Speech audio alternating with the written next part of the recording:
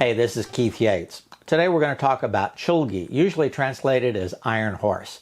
But first, let me give you a little bit of background. Now, I started way back in 1965. That was the infancy of Taekwondo in America. And in fact, we didn't even do Taekwondo forms. We did Tang Sudo patterns. Now, in 1967, Jun Rhee sent word that we were the transition to the new Chang Hong forms. But my instructor, Alan Steen, decided to keep a few of the old ones, one of which was Chulgi. Now, karate nerds will know that there are differences between the Japanese Teki and the Okinawan Naihanchi and the Korean Chulgi, all of which basically are the same form. But I'm not here to talk about the differences. I'm only going to demonstrate the way I originally learned the kata.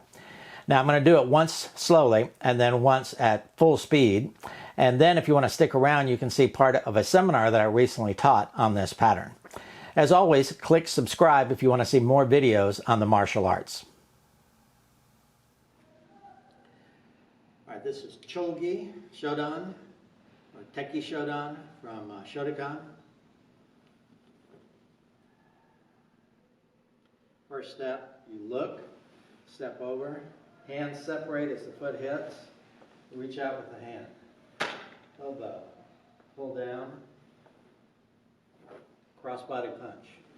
Step in a straight line, reach, kick, block to the outside of the center line, block to the inside of the center line. Fold, double arm. Repeat. Make sure you use the hips as you do the crossbody punch.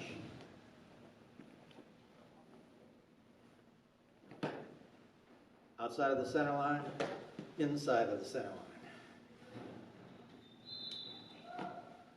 Back to ready position.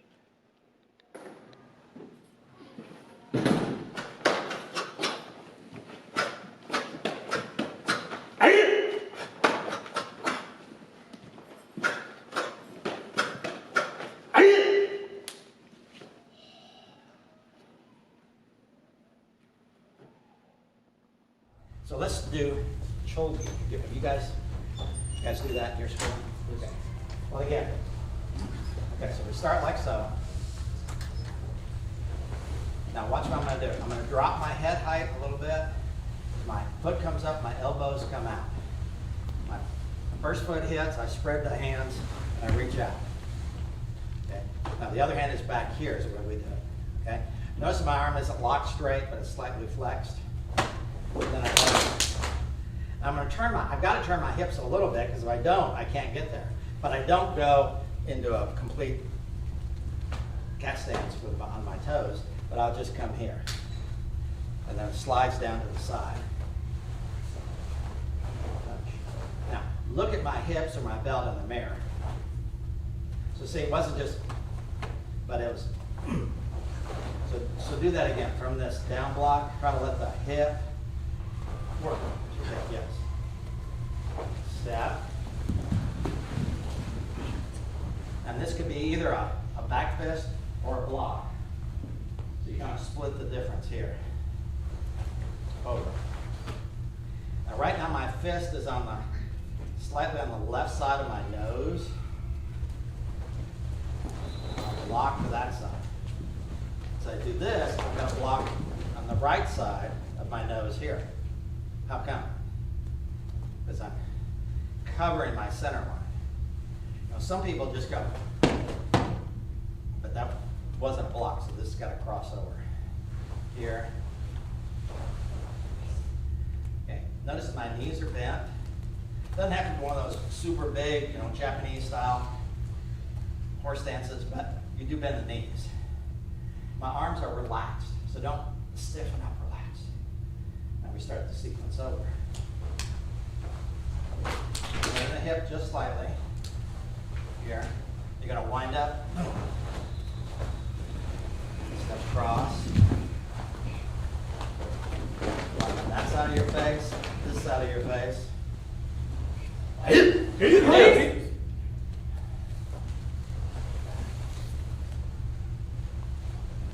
Good. Everybody remembers the steps, right?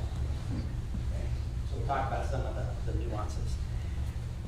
There's a difference between the Japanese way of doing it and the Korean way of doing it, the way they do it in Tang Sudo. Tang Sudo, by and large, has emphasized footwork. So if you look at some of the Tang Sudo people, the Koreans, sometimes when they step, they're actually taking almost like crescent kicks when they come over. Likewise in Basai, when we get to that, you know, all the Japanese styles do low kick, the Koreans do the high kick. I guess because Korean is a kicking style, quote unquote, you know, they brought all the kicks and steps up.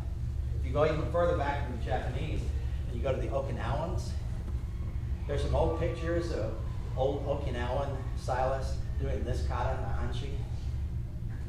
You know, it's like right here, they're just standing up straight.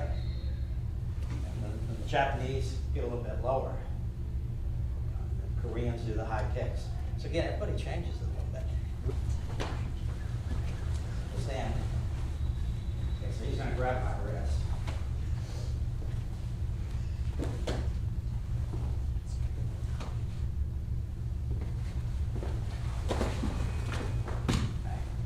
First step.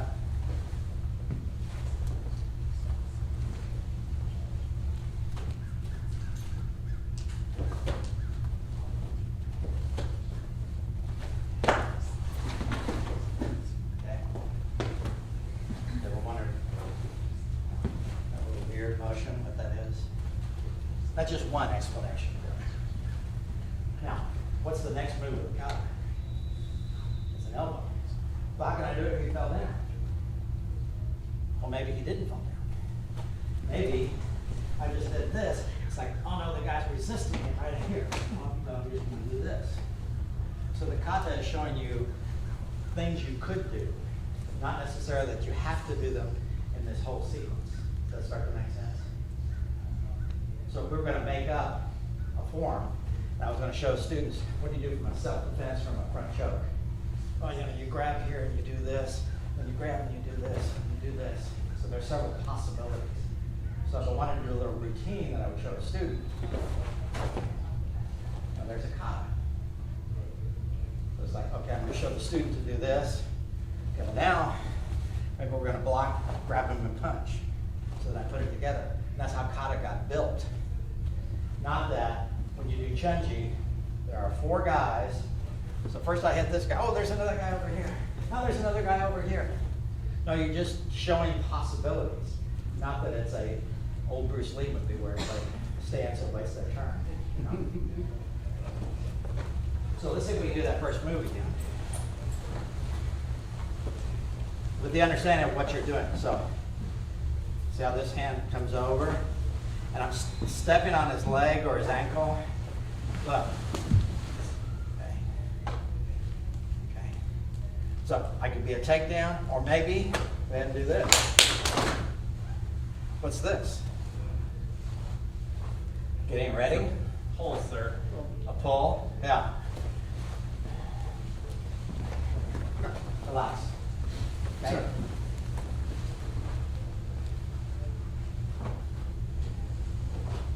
I just broke his neck. Here, here. See it? So I mean, you know, I didn't go like this, but I did grab him and twist. So for the sake of the kata, I'm doing this. But that's a neck twist. I think we've talked about this. In Japanese, what's this called? Pulling here. Well, in Japanese, hikite.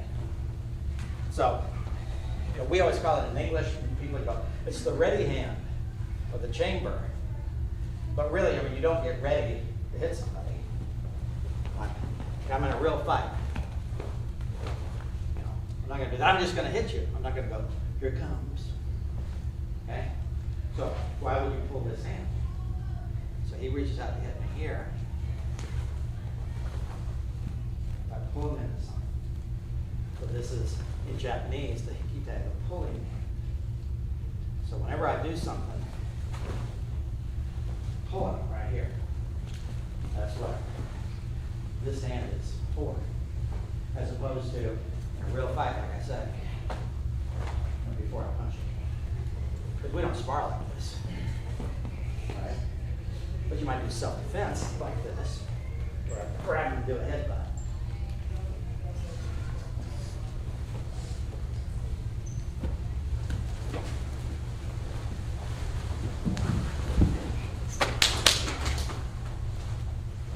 You're going to use your hips.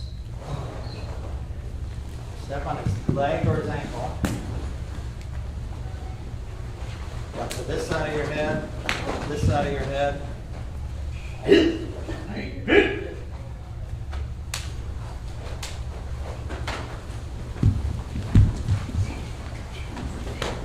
side, this side. Yeah. Relax. Okay. No, I mean, stay in position.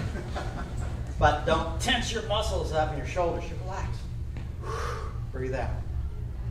Now back. Right. You ever watch professional athletes, I mean basketball players before an NBA game? And they're walking around going, they're trying to loosen up. Because they know they got to be fast when they get out there. A boxer, except for maybe one of those heavy-duty weightlifters, you know, they walk around with. Some of the younger guys might be able to get away with it, but for the rest of us, we got to be loose. We got to be relaxed. Speed equals power, right? Muscle strength also, but I don't have the muscle tone that I had when I was 19. But I like to think that I'm almost as fast as I was when I was 19. Not quite as much, but I've learned that technique and speed equate to power that I used to use my muscles to accomplish. So when we do this, instead of, see the difference? By the way, this thing. What are you doing when you kick? Are you kicking yourself? Some styles kick in front, which actually from an application standpoint makes sense because that's what you're doing. You're not kicking yourself, you're kicking the other person. So why do they kick here? Maybe it's to speed it up. Maybe it's a marking technique. You ever heard of that? Where you actually mark on your own body the place you're going to kick him. So I'm kicking to the inside of the knee, which would tell me in the kata you're kicking the other person to the inside of their knee. So, yeah, just watch.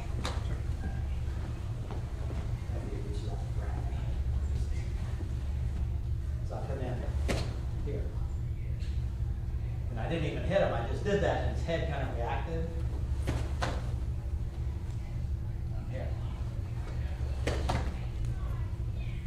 Maybe he tries to punch me with the other hand. Did you see it?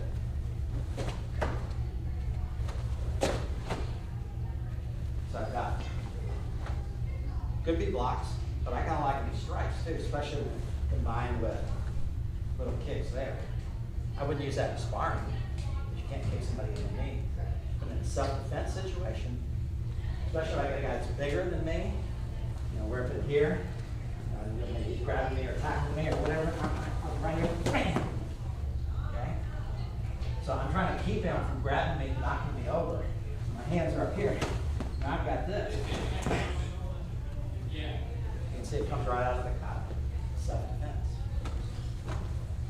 Okay, so let me see you do it.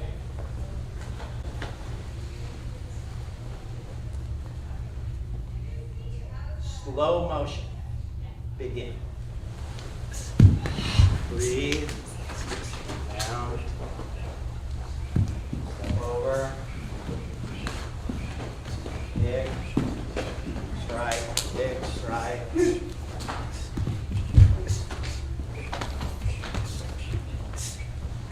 Complete it.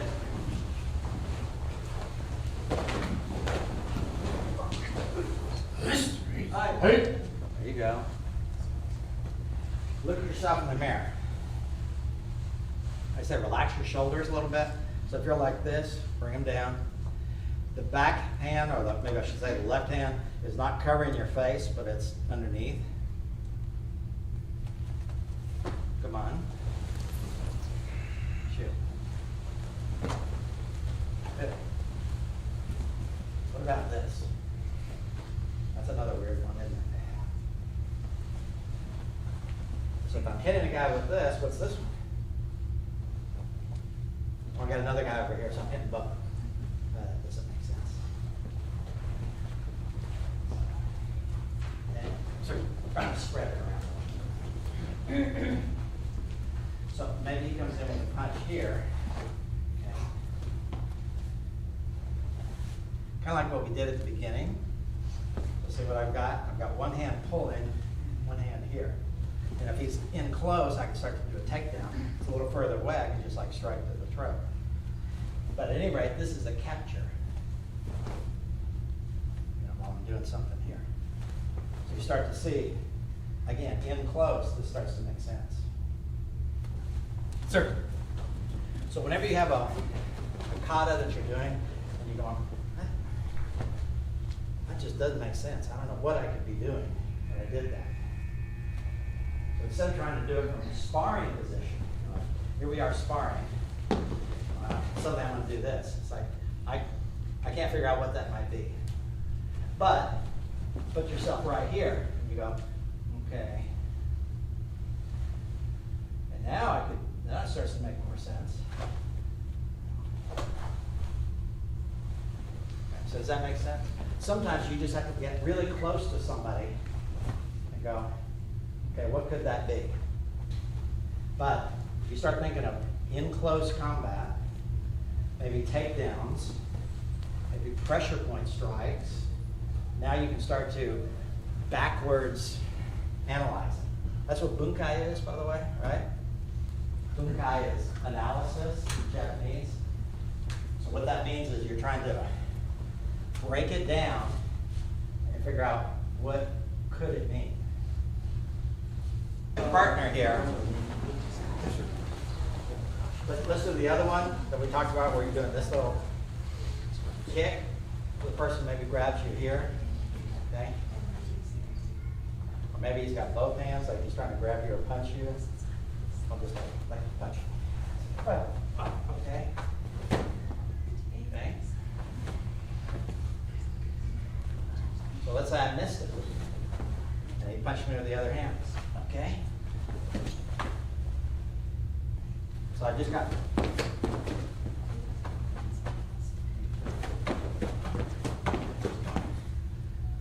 now that works. Don't hurt each other.